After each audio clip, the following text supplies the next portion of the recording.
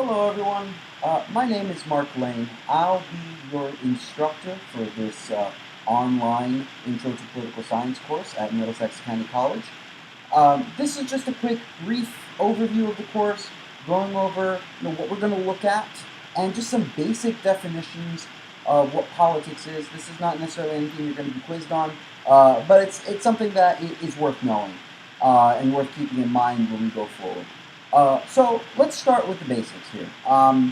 As you may have guessed, this is going to be a fully online course. We will not be meeting in person at any point in time for this winter session course. In addition, PoliSci 121 is what we would call a survey course, in that it is a brief overview of some of the basic tenets of the discipline, and then, should you so choose to follow up, either at Middlesex or at another institution, with a higher level course in political science, you can definitely follow up with a lot of the concepts we reviewed here. As such, we will not necessarily get into a lot of these topics in immense detail. However, there will be definitely a lot to discuss on each of these discussions. The course itself is made up of 12 modules, 12 lectures, and it's divided, fairly neatly down the middle into two units. Six classes on theories of domestic politics and six on theories of international relations. So, fairly even. Now, in terms of some of the fundamentals of the course, it's important to go over some of these things as well. There is an academic integrity policy as part of this course, in that, it is, as mentioned on the syllabus, I take cheating and plagiarism very seriously, and I will not tolerate it. I will simply put forward any instances of plagiarism directly to the History and Social Sciences Department at Middlesex County College. So, please don't do it. I will catch you, and there will be consequences. And at the end of the day, the amount of time and effort that it's going to take you to not study is not worth it compared to how long it would take you to actually do the work. And so I would, recommend that you try to get as much out of this course as possible by completing the work. Now, there's also a religious holiday course policy. I have tried to schedule your exams, as we're going to look at in a minute, on days that are not any major holidays, but I don't know all of the major holidays. So if you need an exemption for a religious holiday for any of the dates, and you can definitely refer to the syllabus on your Canvas for more details on that, just shoot me an email, shoot me a message on Canvas, and we'll definitely work around your schedule. There shouldn't be a major issue. I understand that these winter courses happen during the holidays. Now, in terms of grading, you will have three main ways through which you will be graded. There's no real participation grade here, just because it is an online course, and because it is so brief, I have it scheduled so you can largely complete this course at your own pace. Each of the 12 modules will have a brief 5-point assessment. I have it written quiz here, but it's not really even correct to call it a quiz. It's just a couple of concept identifications so that you can show me that you've understood the material. And if not, it's only 5 points, and it's something that you can immediately go and address. Each of these quizzes is worth 5 points, and therefore, as a whole, each of the 12 module quizzes together make up 60% of your grade. In addition, each of the units will have a quiz, a larger quiz with a fairly large question bank. So each of you is going to get a roughly different quiz. This is done to really avoid cheating. And each of those is going to be worth about 20% of your grade. Module quizzes are going to be more written questions, and unit quizzes are going to be multiple choices. Now, the textbook. This can be found at the MCC bookstore, and the price ranges widely from $25 for an online rental to $175 for a physical copy. I can't tell you what to do, but I would highly recommend that you keep in mind that this is an online winter class. So, please save your money. And, I don't make the textbook a requirement per se in my courses, in that many students have passed these classes without purchasing the textbook, but many students have also found them useful. So, what I would do is I would sort of look into it and see, look at the price, look at the course breakdown, look at the readings that I provide you online and in the modules, listen to a lecture or two, and then make a decision as to whether or not the textbook will be useful for you. I did forget to mention that this course, with the exception of the 2 unit quizzes, can largely be completed at your own pace. Obviously the unit quizzes represent some sort of deadline, but you can also do several modules per day and then space them out. You can do 1 per day. It's entirely up to you. You can sort of complete it at your own pace within reason. So bear that in mind. I will try to be quick with the grading on those module quizzes. Again, keep in mind that it is also a holiday for me, but I'm going to do my best. And again, if you have any questions on this sort of stuff, refer to the syllabus, reach out to me. You shouldn't really have an issue. All of the lectures, just like this intro course, will be uploaded to my personal YouTube channel for consumption. I have a YouTube channel specifically for my work at Middlesex. And I would highly recommend, if you're not going to be using Canvas every day, to, in a pinch, subscribe to that channel as well, and click the little bell so that, on your phone or whatever, you get a notification when another lecture comes up or a live event comes up. I'm going to try to have all of these lectures done by then, but in the off chance that I don't, it's going to be good that you do that. Now, something that I just wanted to do briefly in this intro lecture, now that we've gotten all of the important stuff out of the way, is to just have a discussion about what this course is going to do.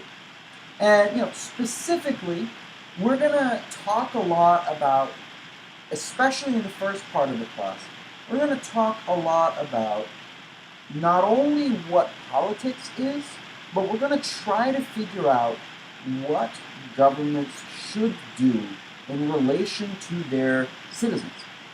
And we're going to look at a whole series of thinkers who each have provided a different perspective, a different narrative, a different understanding for how governments should operate. Now, keep in mind, you may find yourself disagreeing with some, if not all, of what these people say, and I want to stress, that's fine. Your agreement or your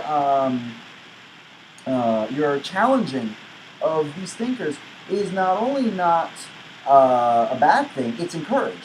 I want you to be able to think critically about what someone like Smith or Marx has to say about the economy, or what Hobbes has to say about human nature. We're going to see.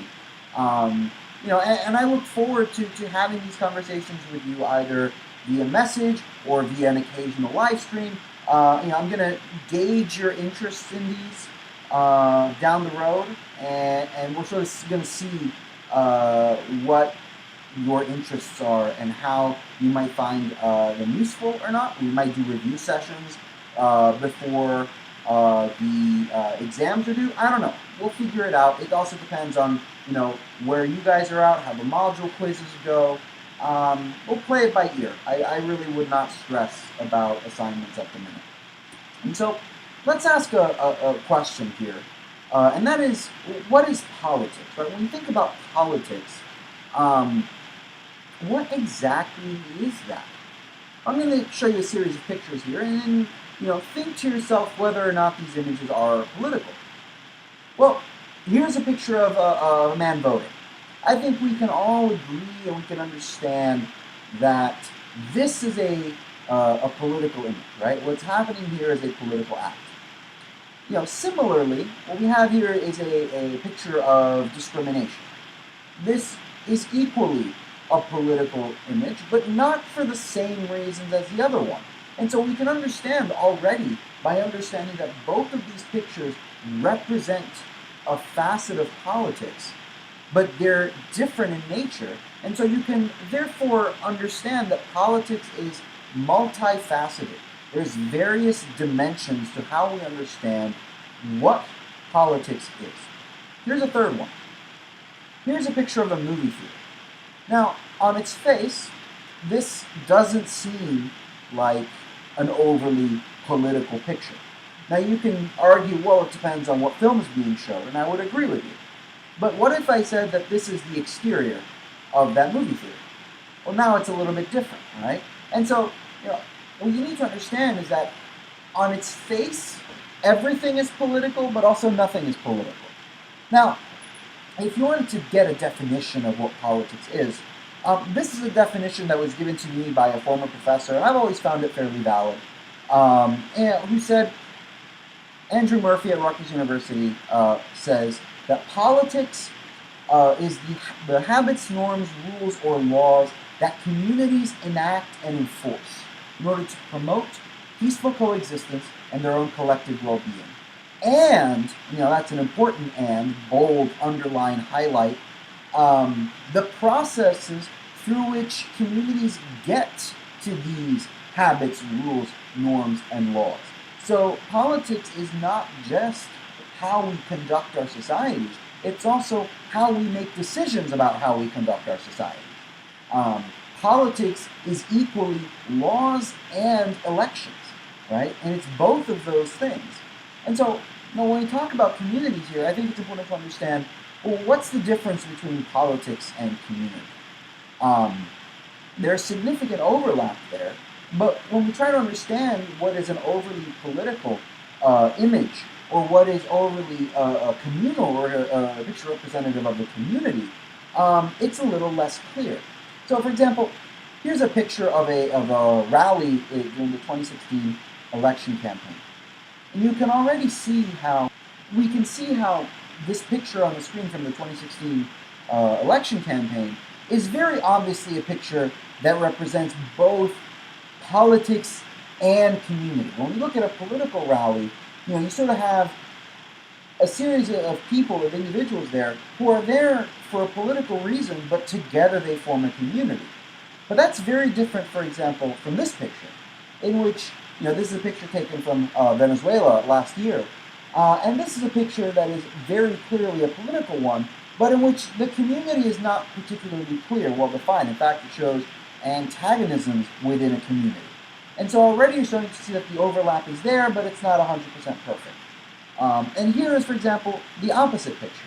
Here's a picture from a soccer game from a couple of years ago, and this is the opposite. Here is a very clear picture of the community, but not necessarily political. And so you can start to see what I mean when I say that there is overlap, but politics and community do not coincide. If you had to visualize it, think of it as something like this. There is a medium in there called, the political community that we're going to look at. That is, looking at both societies and the way we organize those societies. And that in particular is where we're going to focus, at least in the first 6 modules of this course, where we look at theories of domestic politics, political theory. Which of course leads me to my next question. Well, what's a political theory? Again, by the same professor, a political theory is the systematic attempt to articulate basic principles by which a community's public affairs ought to be organized. It's the basic understanding of how a community should run itself. Number 2, it also provides a conceptual foundation for political behavior. Conceptually why people behave the way they do in politics. And 3, it's an attempt to defend those principles against competing views, either in their own society or from elsewhere. It provides both an understanding of how the world works, but also a narrative around which people can defend their viewpoint. Now we're going to be looking at 6 political theorists in general. We're going to be looking at the Greeks, Plato and Aristotle. We're going to be looking at Machiavelli. We're going to be looking at Hobbes. We're also going to be looking at Locke, Adam Smith, and Karl Marx in our first 6 lectures. And I hope you'll join me for those lectures as soon as they come up. But that is really the end of this introductory lecture to the course. And feel free to reach out if you have any questions. I hope to see you soon. Bye-bye.